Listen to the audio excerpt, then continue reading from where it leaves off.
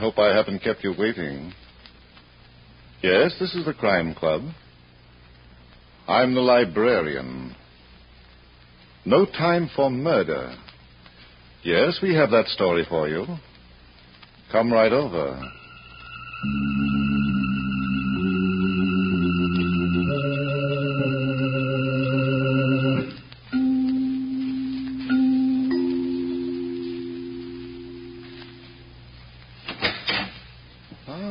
You're here.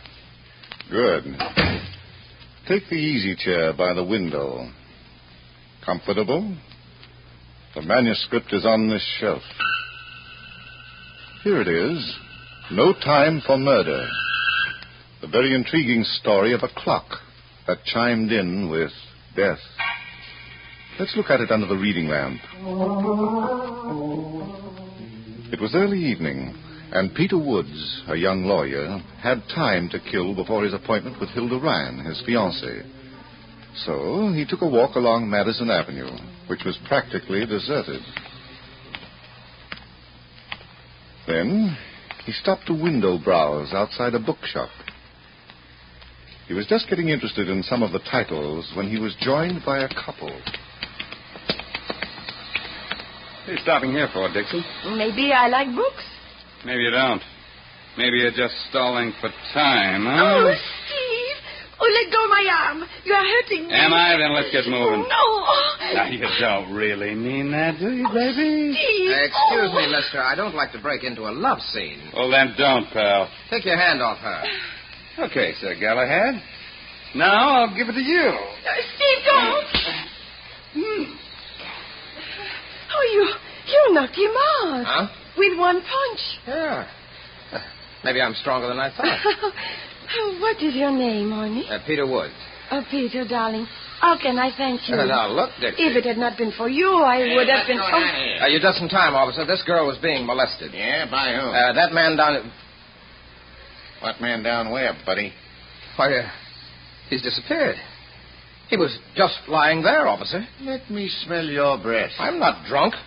Ask this lady. She'll tell you what happened. You bet I will. Officer, this man, Peter Woods, he tried to kill me. You hear that? And if I hadn't stepped in, why... What? What did you say? You tried to kill me. And all because... Dear, darling, dear. Now, we've got a place for men like you. Now, wait a minute. This girl's framing me. Yeah? Well, tell it to the judge. He's a great one for fairy tales. The accused, Peter Woods, having been charged by the complainant, Dixie Martell, with felonious assault with intent to kill, is remanded for questioning by the grand jury of this county. Bail is hereby set at $1,000. Hello, Hilda Ryan speaking. And if it's you, Peter Woods... It's me, Peter Woods. Don't you dare say another word. I'm sorry, Hilda. You had an appointment to meet me here in my apartment at 7 o'clock. You were going to take me out to dinner and to the theater for the first time in 6 months. I know, dear. It's 11 o'clock now. Well? I got tied up, honey. Why didn't you call me? I'm in the district attorney's office. I'd rather be with you, darling. Oh, of course. Well, as long as you're working on a case. Yes, honey, and it's all mine. Well, I should hope so. You know what I think of lawyers who split feet. You don't understand, dear. I'm the defendant, too. You? I'm being held for the grand jury. Good heavens, what have you done? Nothing. Oh, no. I mean it. I never saw that girl before in my life. What girl? Dixie Martell. I was walking along Madison Avenue, and she and a fellow by the name What of... did she say you did to her? Assault. What? With intent to kill. But she's out of her mind. Why? She told the judge in night court that I tried to pick her up. All right, dear. You're against me, too. I guess I'll be better off in jail. Jail? Well, that's where they're going to take me now. And if a jury believes that girl, I'll go to Sing Sing for 5 years. And I'll be disbarred. Oh, Pete. Feel sorry for me now? I'm just a big dope. Darling, if you could come down to the DA's office and bring $1,000... Bring a what? My bail money. Otherwise, I'll have to stay in jail until the grand jury gets around to me. But where am I going to get $1,000 now? How about your relatives? I've been lending them money. Oh. Well, can you get it here by morning? That means I'll have to go to the bank. Hilda, I love you. Oh, my trousseau money. You'll get it back. And we'll be married right after the jury says not guilty. Yes, and it better say not guilty, or I'll see that you get life.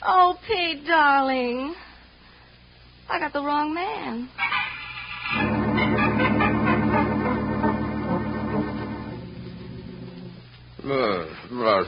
Pete. All right, Hilda. Now. Pete, will you ever forgive me? Now, Hilda. It's all over, darling. I hit you by mistake. The dumb clock, the lady screamed. What did you say? I was all set to hit him, Pete, and then he swung you around and Oh, my aching head. Is there something you'd like me to do? Yes, but not now. Where's Steve? He left with his gun. Didn't he phone the police? No. Oh, so he was bluffing. Help me up. Sit there for a minute. I've got something I'd like you to see. Hilda. This piece of paper. What is it? Read it. All right, if I can see straight. Repair ticket for a clock.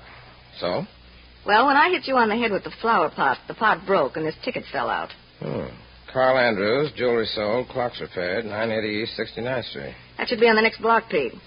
Now, why should Dixie bury a repair ticket for an ordinary clock? Maybe it isn't an ordinary clock. Help me up, sweetheart. I think I've seen everything.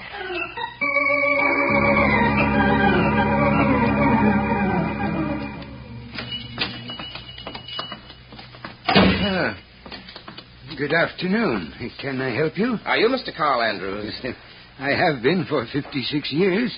What can I do for you? We have a ticket for a clock that was left here by Dixie Martell. Miss Dixie Martell. Oh, yes. May I have the ticket, please? Thank you, sir. Let me see. Where did I put that clock? Oh, yes. I remember. Here it is. Shall I wrap it up? Let's see it first. Oh, of course. Why, Pete, it's beautiful. Yeah.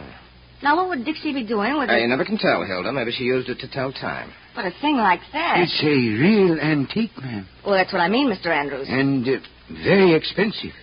A collector's item, if you don't mind my saying so. Oh, we don't mind. Then perhaps you won't mind if I ask you a question. I am responsible for this clock, and... well, you are strangers to me. Of course, you brought in the ticket, but... You want to know how we got it? Yes. Please don't be offended. We're not. A straight question calls for a straight answer. Thank you so much. We got it from Dixie. Miss Martell to you. Naturally. She had to go away, a long vacation. And, the poor girl. I told her she was working too hard.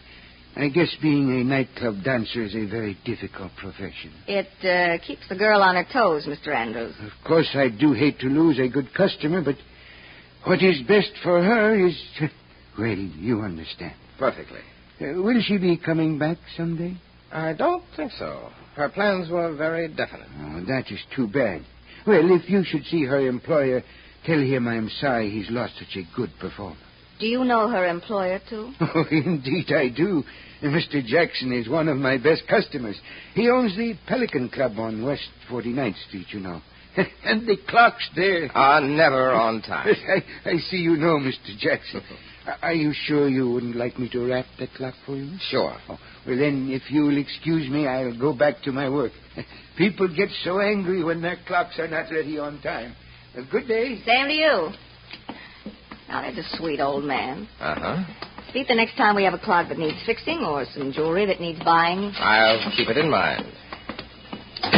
Hilda, didn't you notice something queer about that sweet old man? Queer? He didn't ask me to pay him. Pay him for what? The work he did on the clock. Oh. Well, maybe Dixie did that before. You know, in advance. Boy, how you women stick together. Come on, let's get a cab. Pete, are you crazy? You'll find out. This isn't utopia. Cab rides cost money. Take a look at the back of this clock. A metal plaque. Read it. From the collection of S. Parker Jackson. Well, all right, Mr. Andrews said. Don't you get it, honey? S. Parker Jackson. Excuse me, dear. This is my dumb afternoon. S. Parker Jackson might be the fancy moniker for a guy named Steve. Oh. Oh. Don't explode, darling. I need you.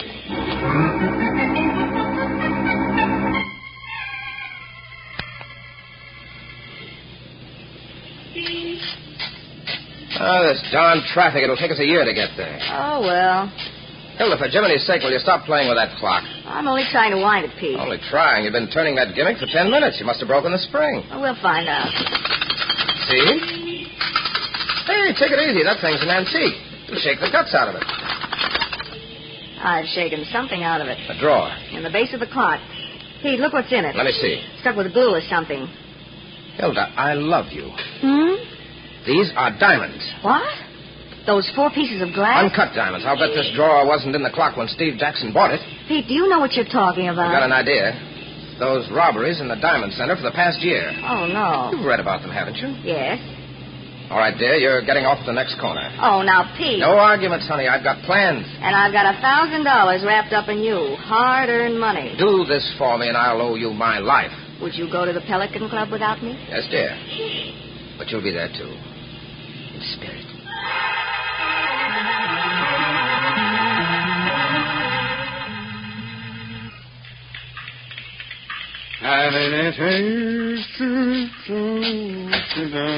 Hello, Mr. Jackson. Huh? Well, Pete. Well, if it is my old friend, come in. How's your head? S. Parker Jackson. Yeah, I come from good stock, bottle and bond. Yeah. How'd you get in here? I walked. That's quite an office you've got. I like comfort. And those clocks on the wall, some collection. Mind if I look at them? Who told you about this place? A clock that Dixie had given to Mr. Carl Andrews for repair. Andrews? Oh, Andrews. He does all my repair work. Yes, so he said. Where is that clock? How much is it worth to you? Let's say your life. You talk big. Where's that clock, Pete? Now, look, Steve, I'm a lawyer. I get paid for asking questions. You'll get paid off if you... Yeah? Okay, name your price. Why does that clock mean so much to you? It's valuable. It's the only one of its kind in the world. A portable diamond mine, What'd you say? I'm giving the answers now, Steve. All those clocks on the walls, those rare antique clocks, are loaded with diamonds that were stolen from the Diamond Center. That crack you got on the skull went right through the brain, didn't it? Right through with a ticket. Now, let's have it, Mr. S. Parker Jackson. You killed Dixie Martell because she stole one of your clocks with diamonds in it. Killed Dixie Martell? Remember that body behind the door? There's a hospital a few blocks from here. You better go there right away. Killed Dixie Martell? Oh, that's very funny, isn't it? Well, it's a riot. A body behind the door. You've been seeing things, pal. Now, wait a minute. Dixie, a corpse. When she hears about this... Come on, I want you to tell her.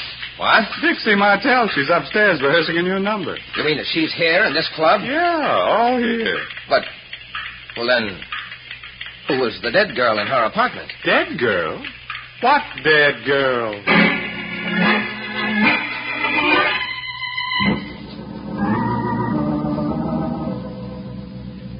Rehearsal room, Pete. Last stop.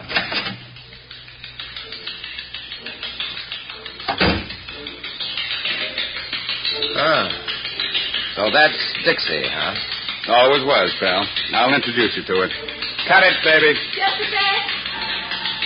Hold it, girl. Hi, Steve. Like your new routine? Yeah. Dixie, I want you to meet Peter Woods. From Hollywood? Nah, from Hunger. He's a lawyer. Well, if he's a friend of yours. Now, listen, Miss What's-Your-Name. It's Dixie Martell, honey. Yeah, since when? Say, what is this, Steve? A census taker? A jerk, baby. Thinks you're a corpse. What? A what? You know what people say nice things about. You're misrepresenting, Steve. She's not the girl we saw. She's Dixie Martell, Pete. But she's not the... And you know it. Don't you tell me who I am. All right, I won't, but I'll tell you what you are. Yeah? Go ahead. You're a... Waiting, mister. You're a... Well... What's the difference? You're not Dixie Martell. Get him out of here, Steve. Get him out before I wrap him up for burial. Funny scene. Quite a funny scene. What John's the matter with you, huh? I've got work to do. New routine that's got to be ready by tonight. Well, then work. Let's go, Pete. Yeah. Well, goodbye, Miss What's-Your-Name. Oh, go feed yourself to the squirrels. Some number, huh? Yeah, that's what I've been thinking. Let's go down to your office, Steve. Maybe I'll find a number for you, too.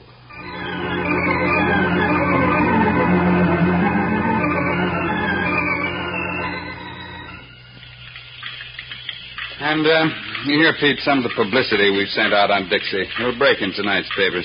With or without pictures? With. And here's a couple of the pictures. Oh. Steve, either you're a guy with plenty of gall, or you're just plain... You're getting weaker, pal. These are pictures of the girl upstairs. Dixie Martell. What's the gag? Who do you think you're going to kid with this stunt? Oh, you're getting tough again. Now, look, Steve, I'm not crazy, and neither is Hilda. There was a dead girl in that apartment. We all saw her. You were going to phone the police. Was I? That girl was Dixie Martell, and the girl upstairs... Oh, I have a feeling, I don't know, but perhaps I could think of... Oh, excuse me, pal. Yeah? Come on. Oh, so you're still talking. Oh, me? What is this? Don't tell me you don't know. Aren't the dead supposed to be heard? What? Yes. You recognize the voice now, don't you? Dixie Martell. No. How does it feel listening to a ghost? I'll let you know. You thought I was dead, didn't you? You were so sure. The guy who does such a perfect job on everything. Wait a minute, sweetheart. So you're mad, okay, but... You tried to kill me. And why? Just because I swiped one of your lousy clocks with diamonds in it. Was that a reason for murder? Oh, that's a big question, honey. I can't answer it now. That's all right with me, Steve. You're through. Women trouble, Steve? Sort of. Well, then you have too many. It was your girl, Pete. Huh? Hilda. You put her up to it, didn't you? Now, chum, if I knew what you were talking about. She makes a very bad ghost, chum. Oh, that. Yeah. Don't reach for that gun, Steve. I've got one right here in my pocket. Is that fact or fiction? Don't try to find out. Once a lawyer, always a lawyer? What does that mean? How much? For you, 2,000 votes. How about $50,000 for you? In cash? In cash. All right, Steve. Get on that phone and call the police. No dice, huh? The police, pal. Okay. What do I tell them? About diamonds and Dixie and death. You're really nuts. Squirrel food. And while you're dialing the operator, you can tell me all about that girl upstairs you had posing as Dixie Martell. Oh, you mean Mona. Mona. A not-so-delectable slice of ham. Oh, you're wrong, pal. She's very delectable. Very delectable. Nice work, Mona. Your timing was perfect. Oh, thanks for leaving the door open, Steve. Hey, everybody wants to get in the act. But you, baby, you belong. Well, what do we do with him? Leave him there. Come on, help me get the clocks down from the wall. Clock? But, Steve, we... Come on, honey. Time marches on. We've got to keep in step.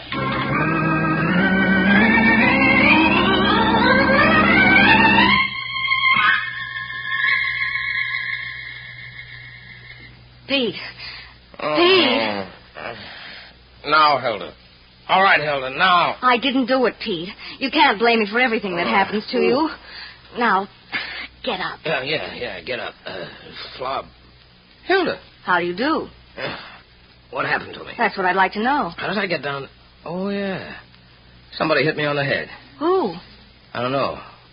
Steve was standing over there. I had him covered with a gun I didn't have in my pocket. A gun you didn't have? I took a chance and he fell for it. Then he... I know. Oh, now we'll get It someplace. was Mona. It must have been Mona. Who's Mona? That girl in the rehearsal room who pretended to be... Hey, the clocks. What happened to the clocks? Huh? The clocks were in this room. The walls were covered with them. Pete, you poor darling, you're delirious. 2 hits on the head in one day. They're gone, Steve. Mona, clocks, and diamonds. Beat it. Are you trying to me? No.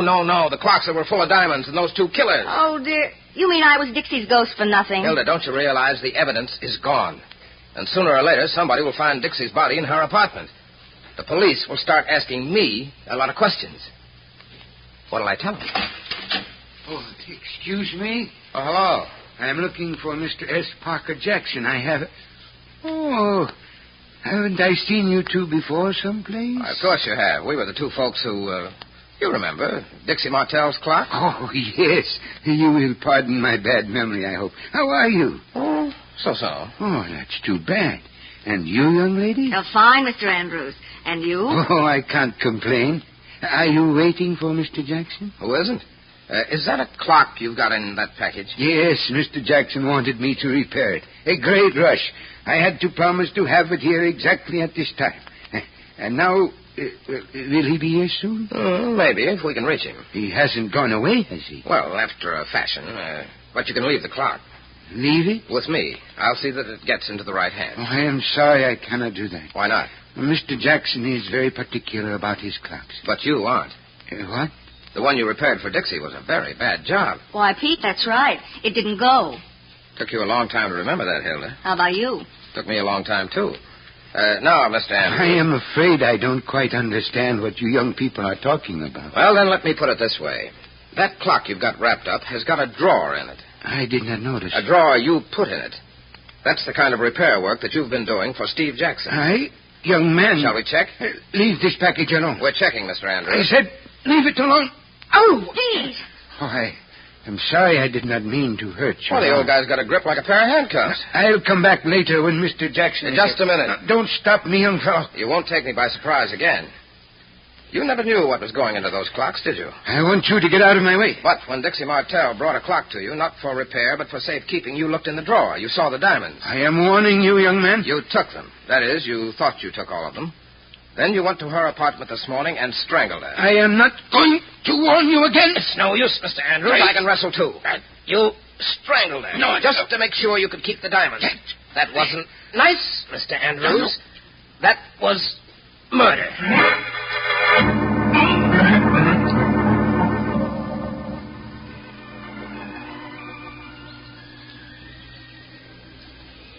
Oh, a hot dog, a bottle of pop, and thou.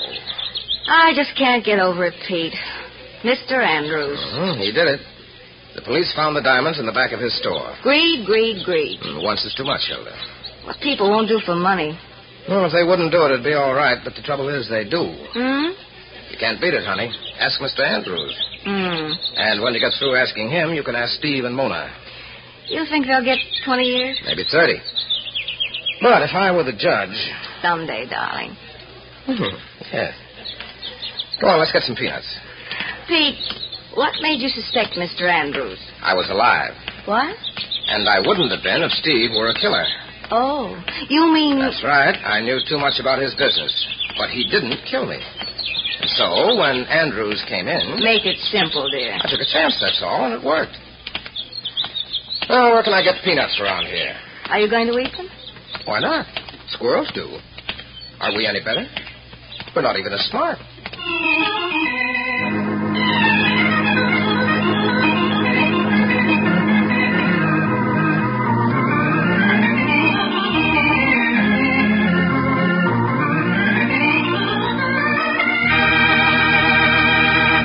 And so closes tonight's story, No Time for Murder. Stedman Coles wrote the radio script. Roger Bauer produced and directed. Myron McCormick played Peter Woods. Charlotte Lawrence was Hilda Ryan. Raymond Edward Johnson was Steve Jackson. Cameron Prudhomme played Carl Andrews. And Jean Ellen was Dixie Martell. Oh, I beg your pardon. Hello. I hope I haven't kept you waiting. Yes, this is the Crime Club. I'm the librarian. Yes, come over a week from tonight. Good. We have the very unusual story of a trip that was arranged by death. It's called Cowhide. In the meantime? Well, in the meantime, there is a new Crime Club book available this week and every week at bookstores everywhere. Yes, it's available now. Fine. And we'll look for you next week.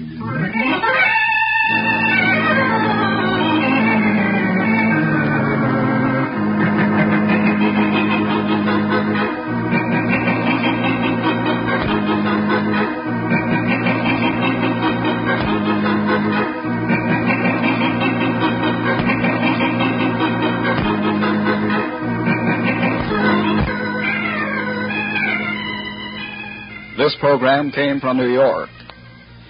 This is the Mutual Broadcasting System.